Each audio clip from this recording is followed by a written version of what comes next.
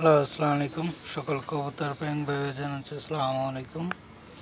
দেখেন, সকালবেলা উঠতে যদি এইসব সিন দেখা যায় তাহলে কবুতরের মাথা কেমন থাকে বলেন আপনারা?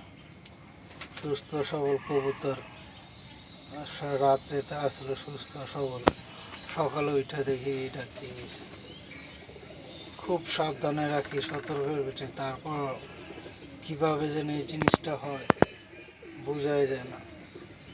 এটা হচ্ছে আমার মিলি কবুতর, নর কবুতরের কাহিনী। কালকে দেখছি ওর খুব ভালো, সুস্থ সবল। ভাবছি আজকে যাব হাটে, মাদি আনবো। সকালে উঠে দিয়ে বৃষ্টি আর ওর ইতিহাস এমনটা, বলেন কেমনটা লাগে। আর খুবই মনটা খুবই খারাপ। তো আপনারা যে যেখানে থোড়ের কবুতর রাখছেন, অবশ্যই যারা নিচের এলাকার দিকে কিংবা একটু নিচে কবুতর পালেন, ওরা সতর্কভাবে পালবেন। আমার এটা এসে তিনতলা ছাদের উপরের কাহিনী। এই যে দেখছেন কিসে খাইছে এটা বুঝাই যেতেছে না।